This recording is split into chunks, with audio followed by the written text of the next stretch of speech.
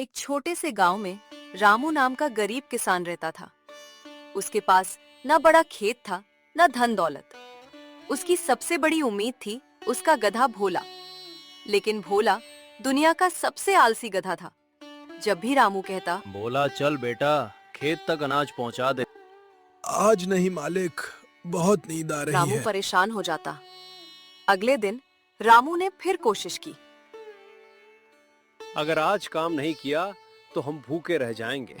मैं तो थोड़ा आराम कर लूं, काम तो बाद में भी हो जाएगा। ये सुनकर पास के पेड़ पर बैठा तोता मीठू हंस पड़ा। अरे भोला, इतना आराम करेगा तो एक दिन कोई तुझे बेच देगा। मुझे कौन बेचेगा, मैं तो मालिक का सबसे प्यारा हूँ। लेकिन उस दिन सेठ धनराज वहाँ से गुजर रहा था। उसने सब सुन लिया। उसने सोचा, अगर ये गधा इतना आलसी है तो किसान जरूर परेशान होगा।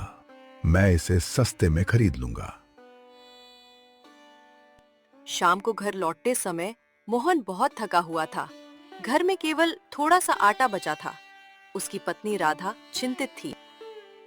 अगर ऐसा ही चलता रहा तो अगले महीने खाने के भी पैसे नहीं बचेंगे। शाम को सेठ रामू के घर पहुंचा। रामू, तुम्हारा गधा तो किसी काम का नहीं, बेच दो मुझे। ये बचपन से मेरे साथ है, बेचने का मन नहीं करता। सोच लो, नहीं तो भूखे मरोगे। भोला सारी बातें सुन रहा था। पहली बार उसे थोड़ा डर लगा। सूरज धीरे धीरे ऊपर चढ़ने लगा। गोपाल पूरे मन से खेत जोत रहा था। अचानक हल्की सी कठोर चीज से टकराया। गोपाल चौंक गया। उसने मिट्टी हटानी शुरू की। कुछ देर बाद जमीन के अंदर से एक पुराना पीतल का संदूक दिखाई दिया। गोपाल ने धीरे धीरे संदूक खोला। नक्शे के कोने पर लाल स्याही से लिखा था, जो मेहनत से नहीं डरता वही इस रास्ते का अंतिम रहस्य जान पाएगा। गोपाल की आंखें फैल गईं। उसी समय पीछे से आवाज आई, क्या हुआ, क्या मिला गोपाल?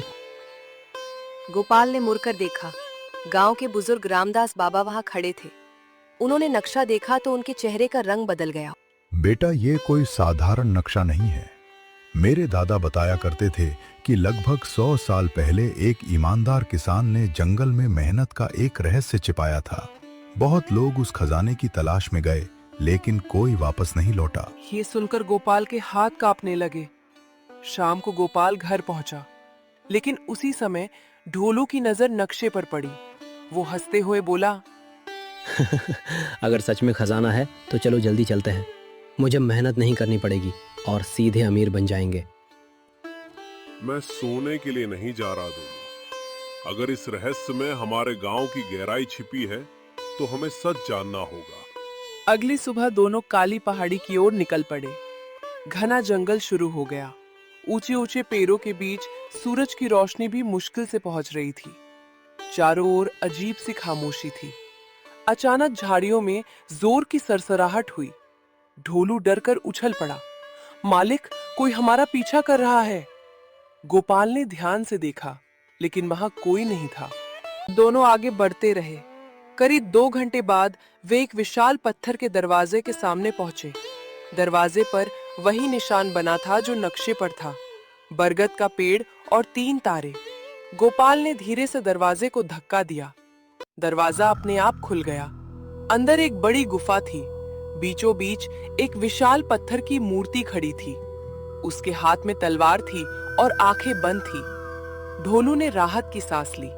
गुफा के अंदर गूंजती आवाज ने गोपाल और ढोलू के रोंगटे खड़े कर दिए। बचाओ, कोई मुझे बचाओ। आवाज बार बार उसी गहरी खाई से आ रही थी। ढोलू कांपते हुए बोले, मालिक, नीचे सच में कोई बच्चा है, हमें उसे बचाना होगा।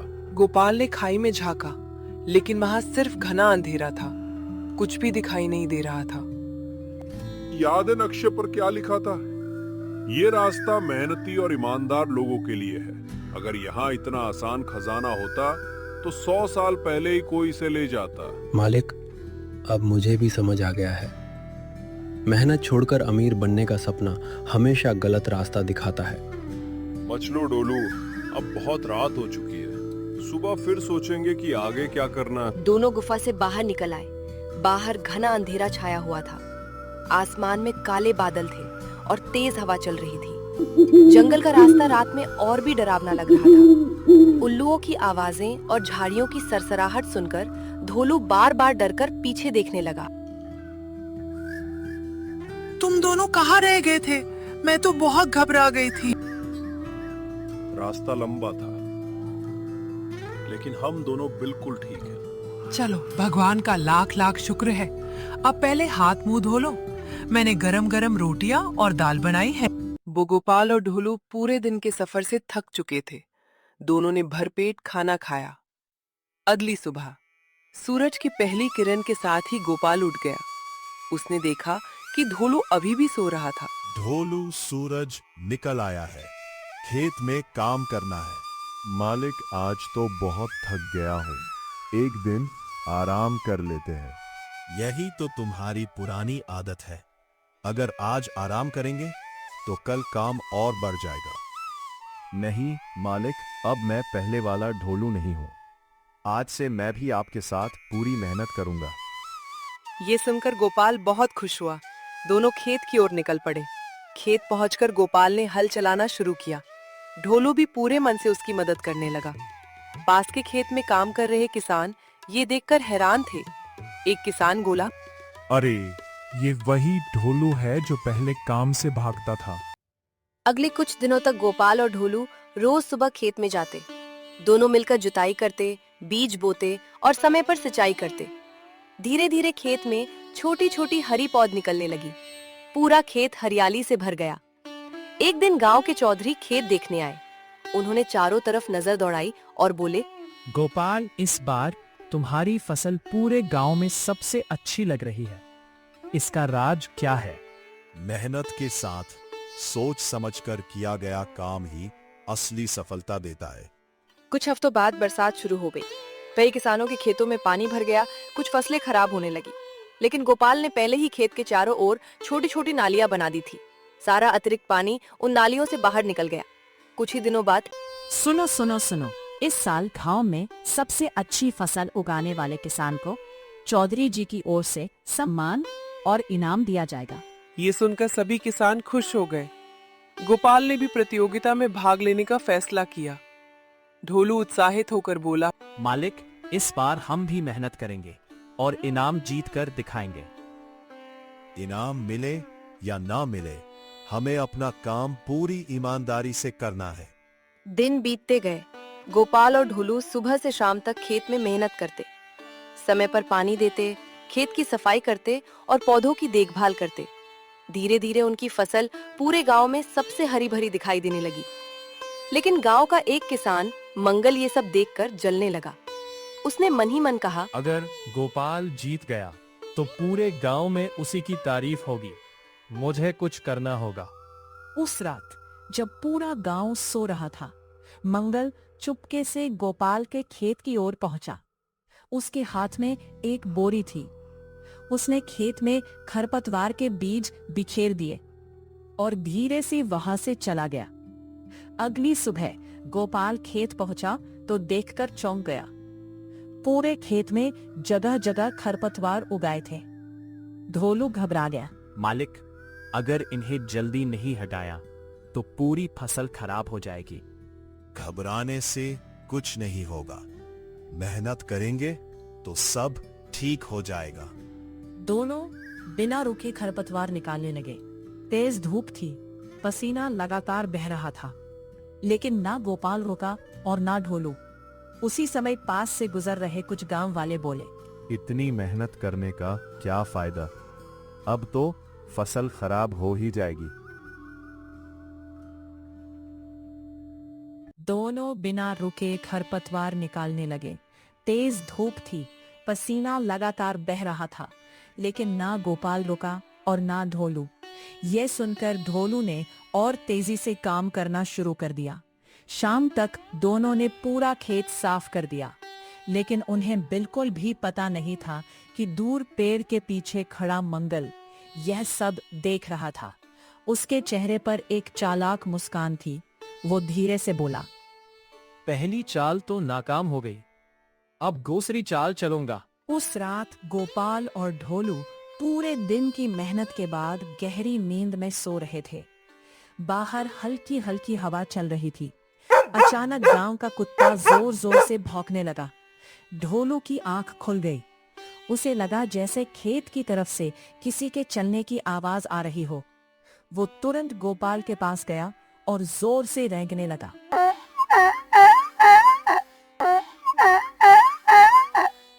क्या हुआ ढोलू? इतनी रात को क्यों जगा रहे हो? ढोलू बार बार खेत की तरफ इशारा करने लगा। गोपाल ने बिना देर किए लालटेन उठाई और दोनों खेत की ओर चल पड़े।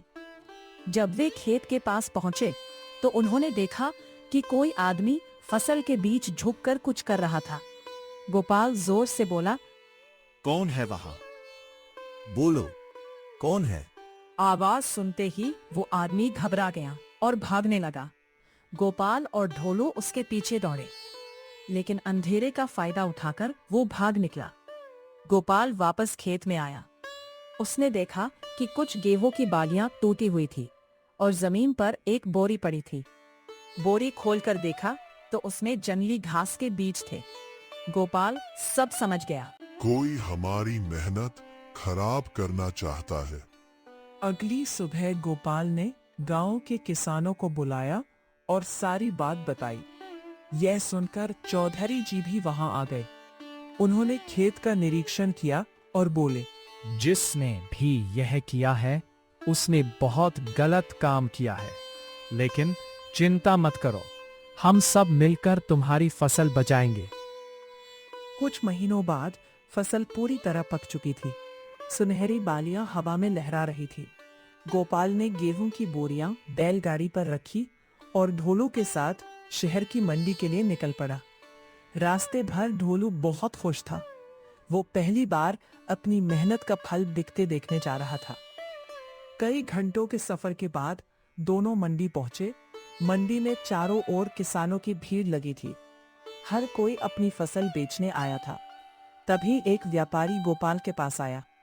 उसका नाम था लालचंद सेठ। वो गेहूं की बालियां देखकर बोला, वाह, इतनी बढ़िया फसल मैंने बहुत कम देखी है।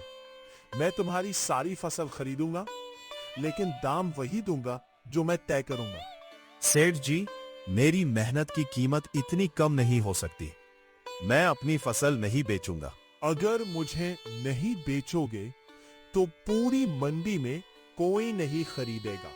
इतना कहकर वो दूसरे व्यापारियों से बात करने चला गया। कुछ ही देर में कोई भी व्यापारी गोपाल की फसल खरीदने नहीं आया। सूरज ढलने लगा।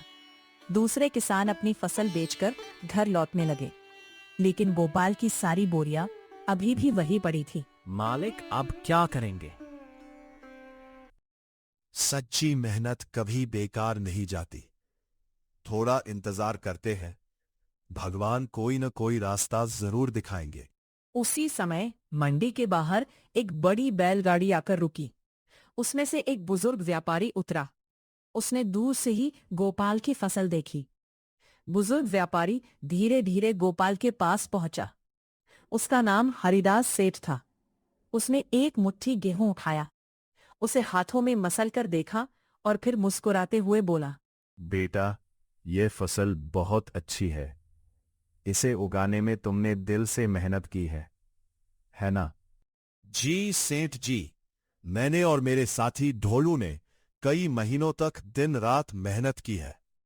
हरिदास सेठ ने तुरंत अपने मुनीम को बुलाया। मुनीम जी, इनकी पूरी फसल तोलो और बाजार से भी अच्छा दाम दो। मेहनत की कीमत कम नहीं होनी चाहिए। दूर खड़ा लालचंद सेठ यह सब देख रहा था। वो गुस्से से हरिदास सेठ के पास आया।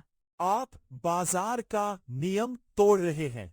मैं नियम नहीं तोड़ रहा, मेहनत का सम्मान कर रहा हूं। जो किसान ईमानदारी से मेहनत करता है, उसे उसका हक मिलना चाहिए। गोपाल को उसकी फसल के पूरे पैसे मिल गए। दोनों खुशी खुशी गांव लौट आए।